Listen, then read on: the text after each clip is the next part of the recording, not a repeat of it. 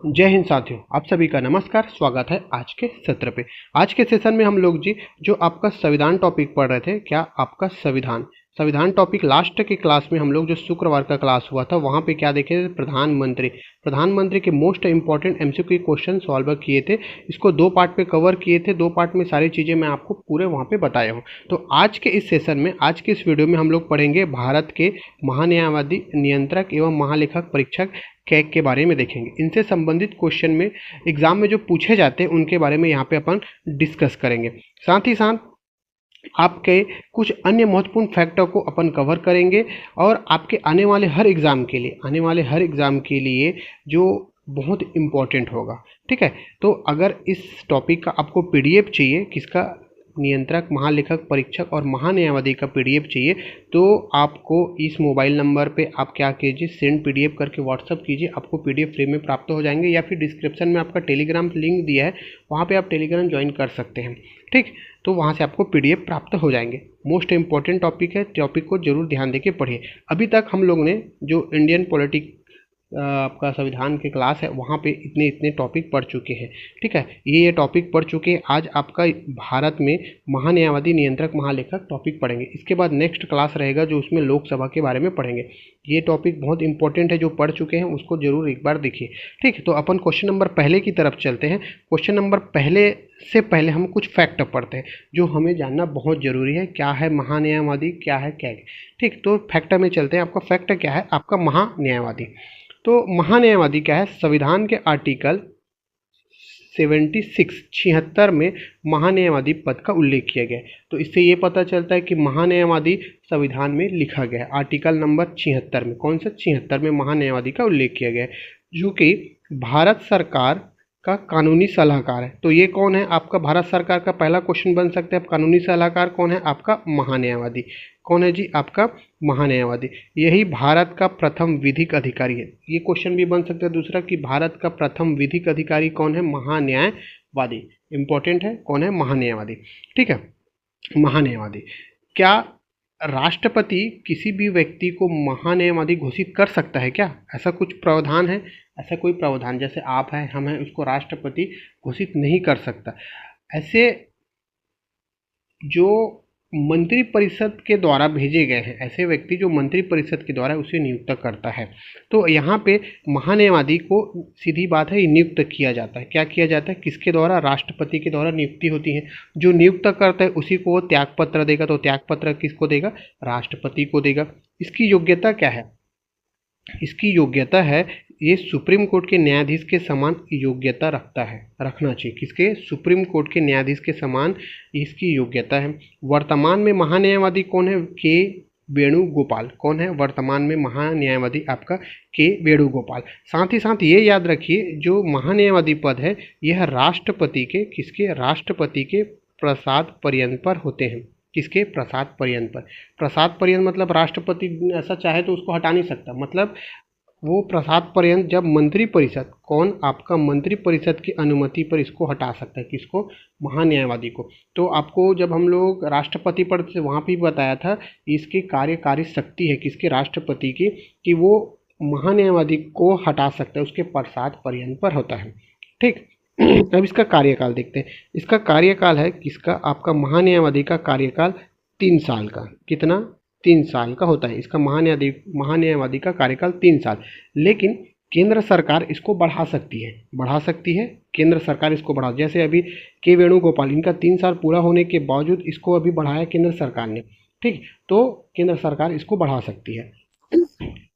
Most important factor यहाँ पे याद रखिएगा कि महान्यायवादी संसद के सदस्य, जो महान्यायवादी हैं, संसद का सदस्य नहीं होता है ना। साथ ही साथ यह संसद में मतदान नहीं कर सकता। याद रखेंगे, महान्यायवादी संसद का सदस्य नहीं होता और न मतदान कर सकता है।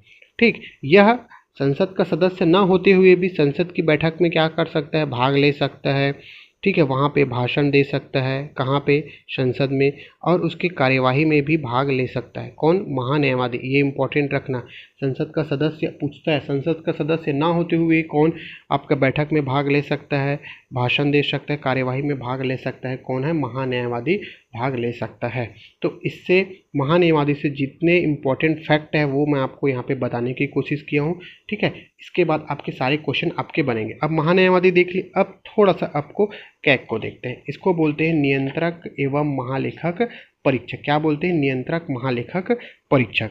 नियंत्रक महालेखक परीक्षक यह संविधान के भाग 5 आर्टिकल 148 से 151 तक नियंत्रक एवं महालेखक परीक्षक के पद से संबंधित प्रावधान किए गए हैं। तो सीधा बात ये पता चलता है कि ये संविधान में वर्णित है। आर्टिकल नंबर कब कहाँ से कहाँ तक? आपका 148 से 151 तक, ठीक है। अब इसका काम क्या है? इसका काम क्या है?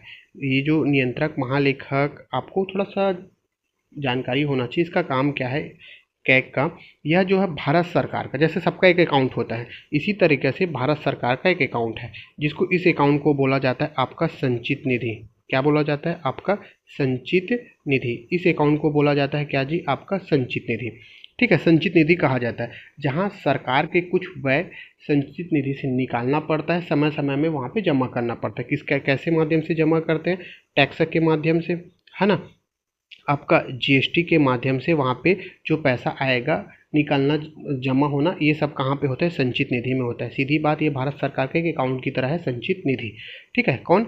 आपका संचित निधि। थोड़ा सा और डिटेल देखते हैं। संचित निधि होता है, ठीक है, जो आपका कैग है संचित निधि का लेखा जोखा देखता है, ठीक है। तो संचित निधि का लेखा जोखा कौन देखता है? कैग।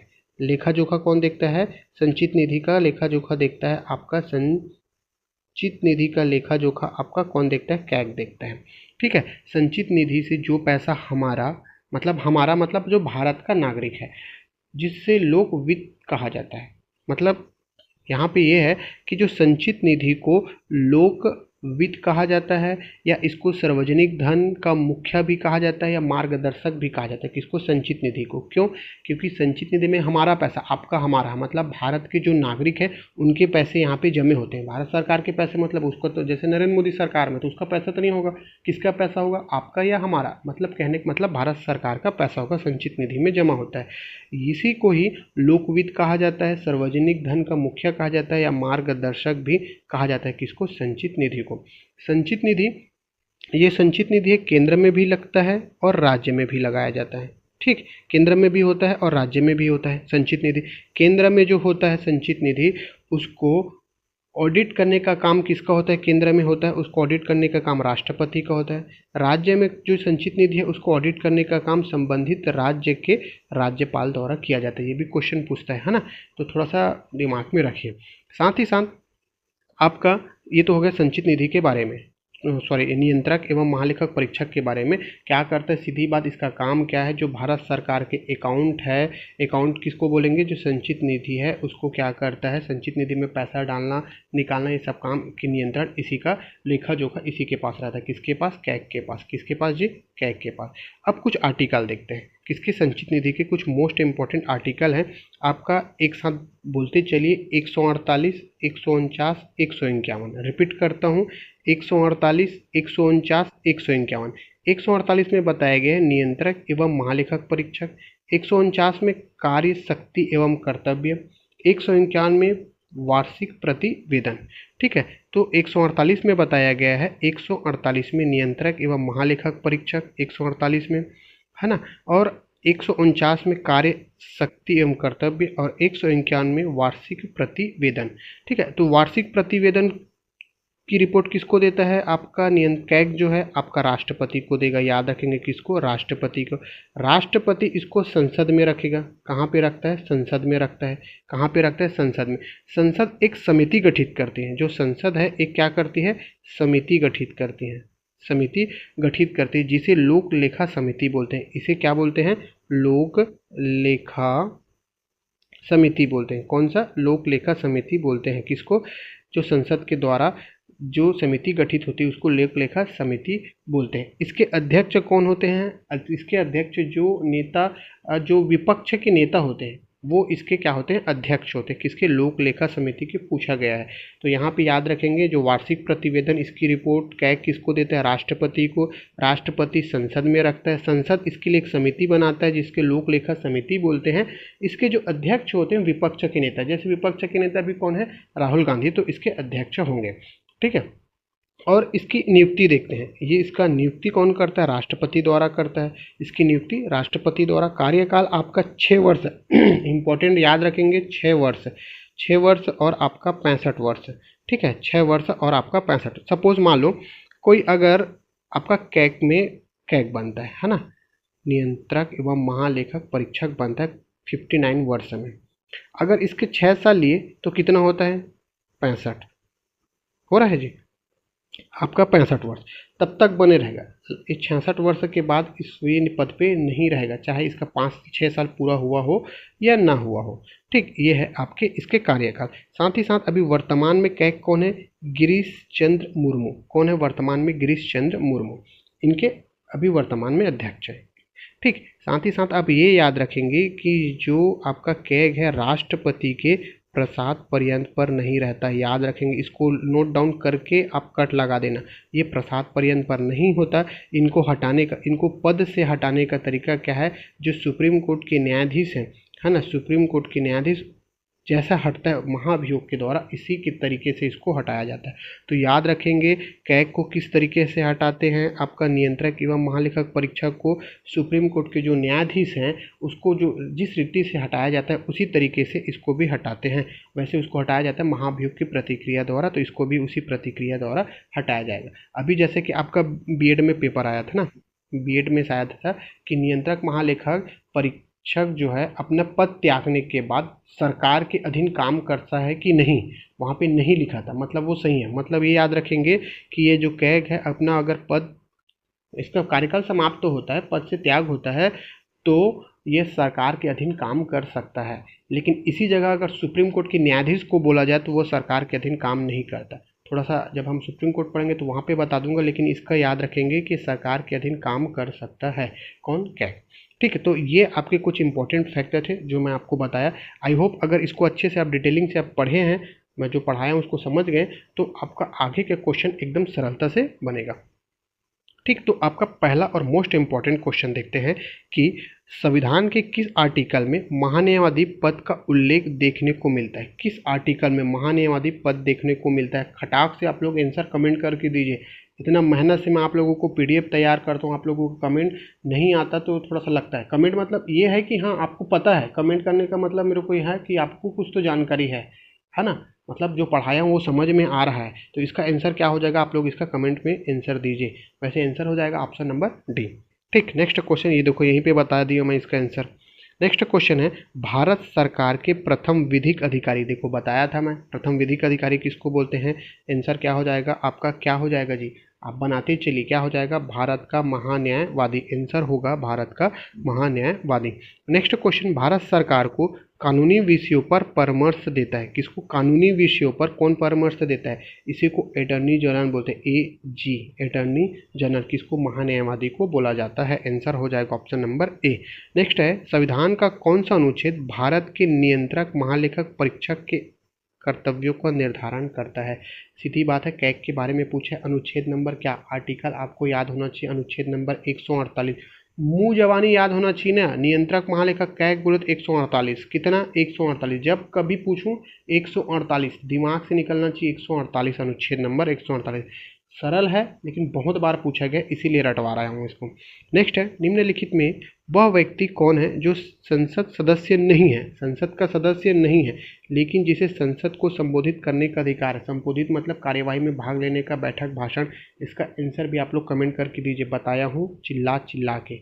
कौन है, सीधी बात, भारत का अटॉर्नी जनरल जो संसद का सदस्य नहीं है पर भी संसद की कार्यवाही में भाग लेता है। आंसर हो जाएगा ऑप्शन नंबर ए। भारत के नियंत्रक महालेखक परीक्षक की नियुक्ति कौन करता है, नियंत्रक एवं महालेखक परीक्षक की नियुक्ति कौन करता है जी, सीधा है आपका राष्ट्रपति करता है। आंसर ऑप्शन नंबर सी।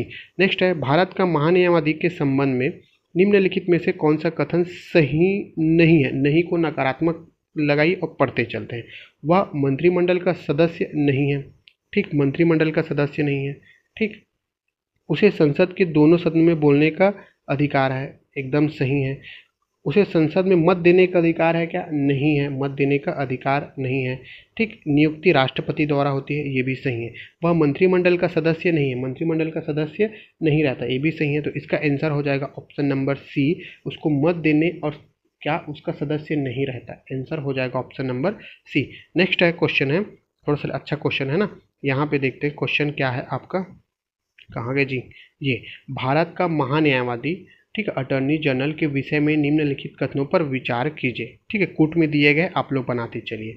देखो, पहला है, वह भारत के राष्ट्रपति द्वारा नियुक्त किया जाता है क्या? एकदम सही बात, किया जाता है, आंसर ठीक, एक हो जाएगा।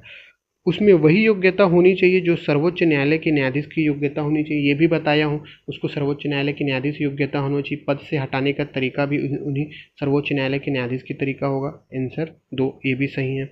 तीसरे में, उसे संसद के किसी भी एक सदन का सदस्य होना चाहिए, ऐसा बताया हूँ क्या? उसे किसी भी एक सदन का सदस्य होना चाहिए, नहीं, सदस्य नहीं होता। साथ ही साथ उसे महाभियोग से हटाया नहीं जा सकता, उसे संसद द्वारा, सॉरी, महाभियोग बोलता हूँ जी, मत देने का अधिकार नहीं होता। संसद द्वारा महाभियोग लगाकर उसे हटाया जा सकता है, हटाया जा सकता है। किसको? महा न्यायवादी को। ऐसा कुछ बताया हूँ क्या? ऐसा कुछ नहीं बताया हूँ। क्या बताया हूँ? इसको बताया हूँ आपका कैग के बारे में, है ना। इसकी योग्यता है सर्वोच्च न्यायालय की न्यायाधीश की योग्यता, लेकिन पद से हटाने, अभी कुछ देर पहले बोला था पद से हटाने की योग्यता इसका नहीं है। याद रखेंगे, इसकी योग्यता किसका? महान्यायवादी की योग्यता है कि सर्वोच्च न्यायालय के न्यायाधीश के तहत उनके ही तरह उसकी योग्यता है, लेकिन पद से हटाने का काम कौन करता है? राष्ट्रपति इसको नियुक्त करता है यहाँ पे, तो राष्ट्रपति इसको हटाएगा, ये प्रसाद पर्यंत पर होता है।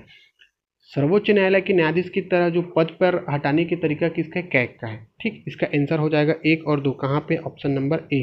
ठीक, कंफ्यूज ना होना, एक बार रिपीट कर देता हूँ क्योंकि थोड़ा सा बता दिया था ऊपर, थोड़ा नीचे हो गया था। जो महान्यायवादी भारत के राष्ट्रपति द्वारा नियुक्त होता है, एकदम सही। उसकी योग्यता होनी चाहिए, सर्वोच्च न्यायालय के न्यायाधीश की योग्यता होनी चाहिए। यहाँ पे क्या बोल दिया था?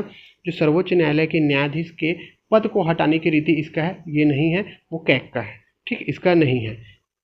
वह संसद के किसी भी सदन का सदस्य होना चाहिए क्या? नहीं है। वह संसद द्वारा महाभियोग लगाकर उसे हटाया जाता है? नहीं, कैग को महाभियोग द्वारा हटाया जाता है, आंसर हो जाएगा ऑप्शन नंबर ए।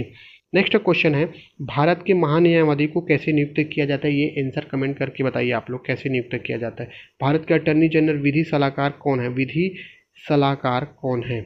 विधि सलाहकार है भारत के अटॉर्नी जनरल। विधि सलाहकार किसका होता है? सीधी बात, भारत सरकार का होगा ना भाई, वो भारत सरकार के अंतर्गत काम करता है। जैसे जो भी केस लड़ना है आपको न्यायालय में, तो वो विधि सलाह देने का काम, और विधि का काम कौन करेगा? आपका अटॉर्नी जनरल करता है। नेक्स्ट है आपका, निम्नलिखित में से किसके द्वारा भारत के नियंत्रक महालेखक परीक्षक के पद का सृजन किया गया?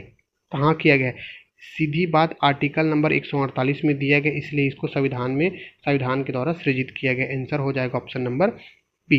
नेक्स्ट है, भारत के नियंत्रक एवं महालेखक परीक्षक के संबंध में निम्नलिखित में से कौन सा सही नहीं है? नहीं को रकात्मक लगाइए और पढ़ते चलिए। देखो, उनकी नियुक्ति राष्ट्रपति द्वारा की जाती, एकदम राइट, सीधी बात।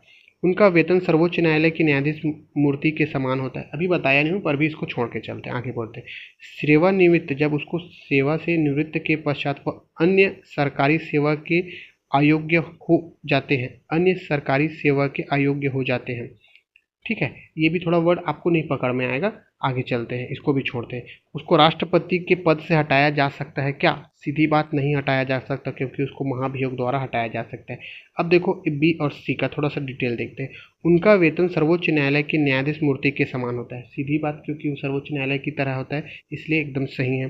सेवानिवृत्त के पश्चात अन्य सरकारी सेवा के अयोग्य हो जाता है, बताया हूँ, अयोग्य हो जाता है। ठीक, मतलब उसको सरकारी सेवा के अयोग्य हो जाते हैं, अयोग्य हो जाते हैं ना, आंसर हो जाएगा आपका ऑप्शन नंबर डी। क्या हो जाएगा? Option number D. नेक्स्ट है आपका, भारत का नियंत्रक महालेखक निम्नलिखित का एक मित्र एवं मार्गदर्शक होता है, बताया हूँ, मित्र और मार्गदर्शक क्या बताया हूँ, लोकवित्त होता है, सार्वजनिक धन का मुख्य होता है, मार्गदर्शक होता है किसका? लोक लेखा समिति का, किसका? लोक लेखा समिति का। नेक्स्ट क्वेश्चन है आपका, लोक निधि का अभिभावक किसे बोलते हैं? लोक निधि या लोक लेखा समिति का अभिभावक किसे कहा जाता है? आपका नियंत्रक एवं महालेखक परीक्षक को कहा जाता है। नेक्स्ट क्वेश्चन, निम्नलिखित में कौन लोकसभा की कार्यवाही में तो भाग लेता है परंतु मतदान नहीं करता? लोकसभा की कार्यवाही में भाग लेगा, मतदान नहीं करेगा। आंसर हो जाएगा option number A, attorney general. Next है, भारत के नियंत्रक एवं महालेखक परीक्षक के संघ के लेखा संबंधी प्रतिवेदनों को सर्वप्रथम निम्न में से किसको प्रस्तुत किया जाता है? जो नियंत्रक महालेखक परीक्षक के जो लेखा संबंधी प्रतिवेदन किसको बताए हैं? आर्टिकल नंबर 151 के तहत राष्ट्रपति को। ठीक, आंसर हो जाएगा ऑप्शन नंबर डी। नेक्स्ट है, भारत के कैग नियंत्रक एवं महालेखक परीक्षक का कार्य करते हैं। कौन करते हैं? नागरिक स्वतंत्रता के संरक्षण के रूप में, लोकविद के संरक्षण के रूप में। डायरेक्ट आंसर लोकविद के संरक्षण के रूप में, बाकी सब चीजें नहीं। आंसर हो जाएगा ऑप्शन नंबर बी। ठीक, नेक्स्ट क्वेश्चन है 18वां, निम्नलिखित में कौन राष्ट्रपति के प्रसाद पर्यंत पद धारण करता है? प्रसाद पर्यंत, ये क्वेश्चन बनना चाहिए आप लोगों को। मैं कमेंट करके आप लोग इसका आंसर दीजिए। देखो, क्वेश्चन आपको हो सकता है सरल लगे लेकिन बहुत इंपॉर्टेंट है, यहीं से ही क्वेश्चन आएंगे कसम से। लगभग 25 क्वेश्चन है, अगर अच्छे से समझ के इसको रट लिए ना, मजाल है, एक क्वेश्चन आपका छूटेगा छत्तीसगढ़ पुलिस भर्ती और आने वाले कोई भी एग्जाम में। बहुत चुनिंदा क्वेश्चन लेके आया हूँ आप लोगों के लिए। आंसर हो जाएगा क्या जी? इसका आंसर हो जाएगा आपका भारत का महान्यायवादी। नेक्स्ट है आपका, कहाँ गया जी, 2 मिनट। हाँ, नेक्स्ट है, केंद्र सरकार के व्यय को ना नियंत्रित करने की शक्ति किसके पास है? सीधी बात, व्यय को नियंत्रित करने की शक्ति नियंत्रण एवं महालेखक परीक्षक, बताया हूँ जी। ठीक, नियंत्रक एवं महालेखक परीक्षक की नियुक्ति राष्ट्रपति के द्वारा की जाती है। उसे पद से हटाने का तरीका, सुप्रीम कोर्ट के न्यायाधीश जिस प्रतिक्रिया से हटता है उसके द्वारा। तो यहाँ पे कहीं पे है क्या? ठीक, क्या है आपका? संसद में महाभियोग लगाकर या फिर सर्वोच्च न्यायालय द्वारा, दोनों में से एक है। तो भाई आपको तो सर्वोच्च न्यायालय द्वारा पढ़े ही नहीं है। इसको हटाने का तरीका संसद में महाभियोग लगाया द्वारा। हम लोग ये पढ़े कि सर्वोच्च न्यायालय के जिस तरीके से हटता है, सर्वोच्च न्यायालय क्या भरता है, उसको महाभियोग द्वारा हटाया जाता है। सर्वोच्च न्यायालय के न्यायाधीश को हटाया जाता है महाभियोग द्वारा। उसी तरीके से किसको हटाते हैं? नियंत्रक महालेखक। तो इसको संसद में महाभियोग लगाकर। आंसर हो जाएगा option number B. Next question है, भारत के नियंत्रक एवं महालेखक परीक्षक के पद की नियुक्ति का कार्यकाल याद रख लीजिए, कैग ऐसा लिख लीजिए, CAG कैग, और यहाँ पे ऐसा बना लीजिए 6 कैग 6, दिमाग में ऐसा बैठा रहेगा, है ना। मेरा आप संविधान का नोट्स देखोगे ना तो ऐसा बड़ी वाली बात नहीं है, बहुत अच्छे से बनाया हूँ। एक बार में रिविजन हो जाएगा और अगर किसी को दे दूंगा समझ भी नहीं पाएंगे जब तक मैं उसको ना समझाऊं। लेकिन ऐसा बना है ना कि एकदम ज़बरदस्त बना है। ठीक, तो इसका आंसर हो जाएगा ऑप्शन नंबर सी। तो नोट्स अभी ऐसा बनाओ कि पेपर के समय उसको फटाफट रिवीजन कर सको। भारत के नियंत्रक एवं महालेखक परीक्षक को उसके पद से हटाए जाने की प्रतिक्रिया किसके समान है? अब पूछा देखो किसके समान? सर्वोच्चतम न्यायालय के न्यायाधीश के समान। आंसर हो जाएगा ऑप्शन नंबर सी। नेक्स्ट है आपका, वर्तमान में भारत का महान्यायवादी कौन है? अभी बताया हूँ कौन है, आप लोग कमेंट करके बताइए। साथ ही साथ तनिक बात करना चाहता हूँ मैं आप लोगों से। कई लोग बोल रहे हैं सर छत्तीसगढ़ पुलिस भर्ती का डेट कब आएगा, फिजिकल कब आएगा? जब भी आए, छोड़ दो उसको। आज आ रहा है कि 1 साल बाद आ रहा है, छोड़ दो। एक दृढ़ निश्चय बना लो कि मेरे को वर्दी चाहिए, मतलब चाहिए, चाहे वो साल भर बाद आए या 6 महीने बाद आए। साल भर बाद आता है, 6 महीने बाद होता है, आपको समय मिलता है ना, फिजिकल के लिए भी और रिटर्न के लिए। जिनका फिजिकल अच्छा है वो रिटर्न में अच्छे से ध्यान दीजिए, क्योंकि रिटर्न का कंपटीशन बहुत ज़्यादा रहेगा। फिजिकल में भी रहेगा, दोनों में रहेगा, कंपटीशन नहीं है। 7 लाख फॉर्म गया दोस्त, ऐसी बात नहीं है। लेकिन कब आएगा उसको दिमाग से हटा दीजिए। मेरे को तैयारी करना ही करना है और अच्छे से करना है, ये दिमाग में लेके चलिए। आप लोग ऐसा सोचिए मत, फालतू का आप लोग कमेंट मत कीजिए और पूछिए मत किसी को फिजिकल का डेट कब होगा, फिजिकल का डेट। दिमाग में रख लें, बहुत जल्दी होने वाला है। अब मेरे को बहुत समय भी मिला है, अच्छे से तैयारी करूँगा, ये दिमाग में लेके चलिए। कब क्या होगा छोड़ दो, हम भी बहुत समय से तैयारी कर रहे हैं। हम लोग सोच रहे हैं कब नौकरी मिलेगा, कब नौकरी, वो छोड़ दिए। हम अपना कर्म कर रहे हैं, पढ़ाई अच्छे से कर रहे हैं, है ना। मैं अपना पढ़ाई अच्छे से कर रहा हूँ, जब मिलेगा जब मिलेगा, लेकिन अपना कर्म कर रहा हूँ। आप अपना कर्म कीजिए, वो जब आएगा तब आएगा, क्योंकि सरकार का कोई भरोसा नहीं है। अभी देखो, अब जो व्यापम का कैलेंडर जारी हुआ आपका 28 को, आपका किसका, हाई कोर्ट का है। लगभग 3 महीना, 3 साढ़े 3 महीना आपका 3 साढ़े 3 महीना कहाँ निकाल देगा, व्यापम में निकाल देगा अपना पेपर लेने में। तो व्यापम को कोई वैकेंसी आना तय ही नहीं। अब उसके बाद आचार संहिता लग जाएगा नगरीय निकाय का, उसी समय अगर दे देगा कुछ कुछ वैकेंसी, जैसे टीचर भर्ती, शिक्षक भर्ती है, कुछ कुछ वैकेंसी उस समय एडीओ दे देगा, है ना। क्या व्यापम लुभाने के लिए सरकार तो लुभाने का काम करेगी, वो कब होगा उसका भी पता नहीं है, क्योंकि ये तो 6-7 माह बाद आपका इसका एग्ज़ाम डेट निकला, किसका, अधीक्षक का, और बाकी सब प्रयोग, क्या प्रयोगशाला, परिचालक, इन सब चीज़ों का, है ना। तो कोई भरोसा नहीं है सरकार का। सरकार युवा हितैषी सरकार के नाम में मेरे को तो नहीं लगता कि युवा हितैषी काम कर रहा है, क्योंकि खेल रहा है। अरे यार भाई, इतने महीनों का आपका वैकेंसी है, लगभग पुलिस भर्ती 7-8 महीने का हो गया, है ना, तो आप इसको देना चाहिए था, नहीं दे रहे हैं।